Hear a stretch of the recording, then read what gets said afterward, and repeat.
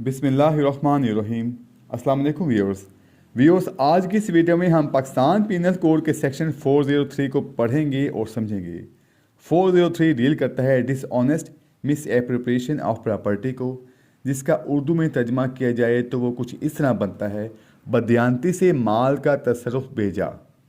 इस सेक्शन में बताया गया है कि जो कोई शख्स बदयांती से किसी मूवेबल प्रॉपर्टी यानी कि माल मनकुला को अपने तसर्रुफ बेजा में या अपने काम में लाए तो ऐसी सूरत में ऐसे शख्स को इस सेक्शन के तहत सज़ा दी जाएगी।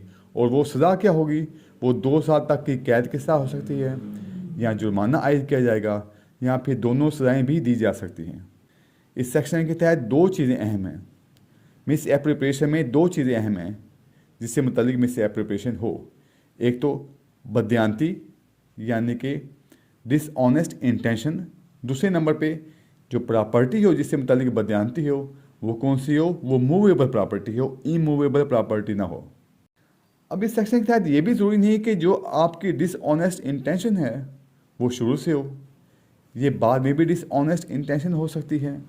मिसाल के तौर पर जो ए है उसकी घड़ी गुम हो गई होती है, उसको मिलती नहीं। एक दिन वो अपने दोस्त के घर जाता है, बी के घर जाता है, और वहाँ पे वो घड़ी पड़ी देखता है, तो वो घड़ी बी को बताए बगैर उठा के अपने साथ अपने घर ले आता है, उसको इस्तेमाल करना शुरू कर देता है। लेकिन कुछ दिनों बाद उसको एहसास होता है कि ये घड़ी तो मेरी नहीं है। देखें, जब उसने इस्तेमाल करना शुरू की उस टाइम तक उसकी जो थी वो डिसऑनेस्ट इंटेंशन नहीं थी।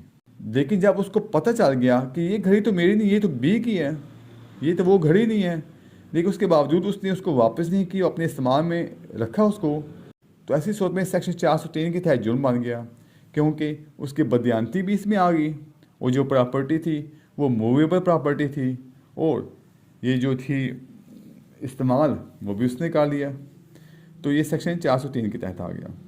इसको हम एक मिसाल से समझ लेते हैं। मिसाल के तौर पर ए और बी के दरमियान दोस्ती इस लेवल की है कि ए कभी कभार बी के पास जाता है, उसकी लाइब्रेरी से बुक्स उठाकर अपने घर ले जाता है, पढ़ता है उसको। यानी कि बी ने उसको कभी मना नहीं किया, उनकी दोस्ती का लेवल ही ऐसा है, तो उसकी एक किस्म की उसकी रजामंदी शामिल होती है। लेकिन एक दिन ऐसे होता है कि ए जाता है और बी से या बी की लाइब्रेरी से वो किताब उठा लेता है। उसको अब उसकी रजामंदी की ज़रूरत नहीं होती, क्योंकि उसकी मानवी रजामंदी उसमें शामिल होती है। तो ए जब वो किताब उठा के ले आता है तो ये जो है ये चोरी के ज़िम्मे में नहीं आता। लेकिन अगर ए वो किताब उठा के ले आता है और वो कहता है कि ये किताब तो बड़ी अच्छी है, और वो अपने फ़ायदे के लिए उस किताब को बेच डालता है, तो ऐसी सूरत में इस सेक्शन के तहत जुर्म बन गया।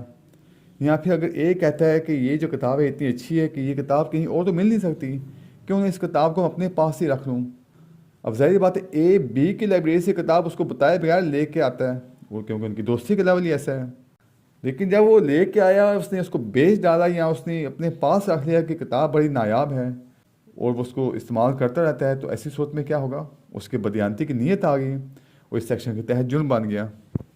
इसकी एक्सप्लेनेशन में बयान किया गया है, और dishonest misappropriation for time only is a misappropriation within the meaning of this section.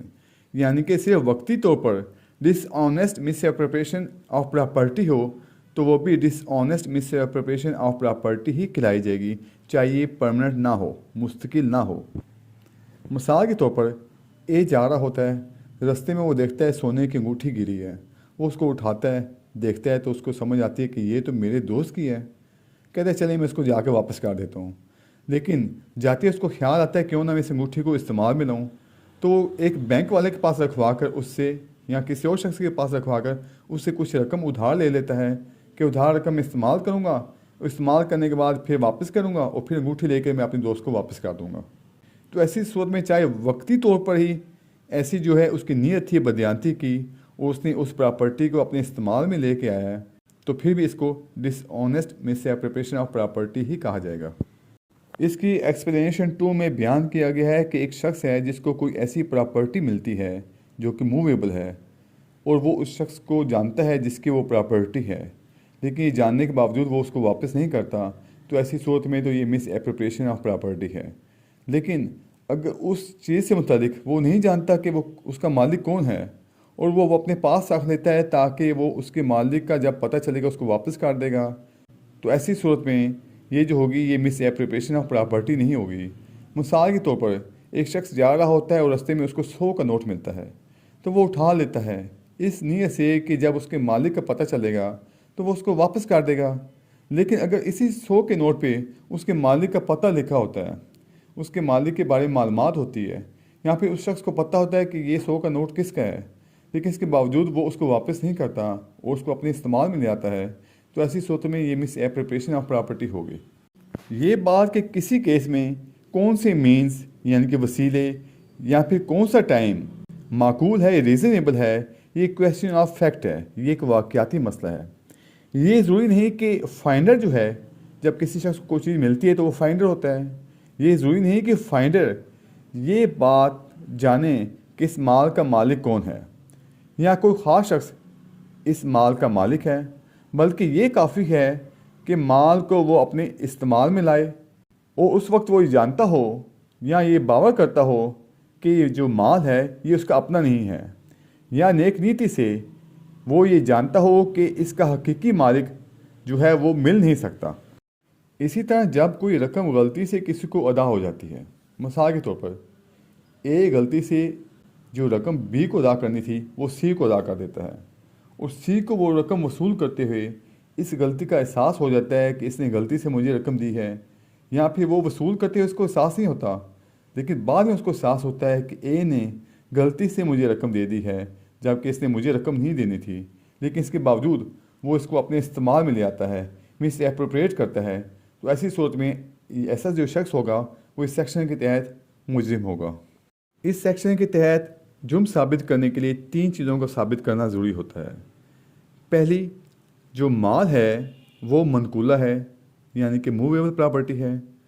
दूसरी चीज़ जो साबित करनी है वो ये है कि मुलजिम ने इसका तसर्रुफ बेजा किया, मिस एप्रोप्रिएट किया, अपने इस्तेमाल में लेकर आया। तीसरी चीज़ जो साबित करनी है वो ये है कि मुलजिम ने ऐसा बदयांती से किया, उसकी जो है इंटेंशन वो साबित करनी ज़रूरी है कि उसकी जो इंटेंशन थी वो डिसऑनेस्टली थी। अगर ज़ाब्ते की बात की जाए तो इस सेक्शन के तहत जो ज़ाब्ता है वो नाकाबिले दस्त अंदाज़ी है, वारंट है, काबिल ज़मानत है। अगर इस सेक्शन के तहत राज़ीनामा होना है तो वो अदालत की इजाज़त के साथ राज़ीनामा होगा। इसकी जो समाअत है वो magistrate first class, second class और थर्ड क्लास कर सकते हैं। व्यूअर्स, वीडियो देखने का बहुत शुक्रिया। अगर आप पाकिस्तान पीनल कोड से मुतालिक मेरी दूसरी वीडियोस देखना चाहें तो आप मेरे चैनल पे मौजूद पाकिस्तान पीनल कोड के नाम से प्लेलिस्ट को वॉच कर सकते हैं, जिसका लिंक मैं इस वीडियो के डिस्क्रिप्शन में भी दे दूँगा। आपसे रिक्वेस्ट है कि प्लीज़ मेरी वीडियो को लाइक और शेयर कर दें, मेरे चैनल को सब्सक्राइब कर दें और बेल आइकन को प्रेस करना ना भूलेगा। तो मिलते हैं नेक्स्ट वीडियो में। अपना बहुत ख्याल रखिएगा। अल्लाह हाफिज़।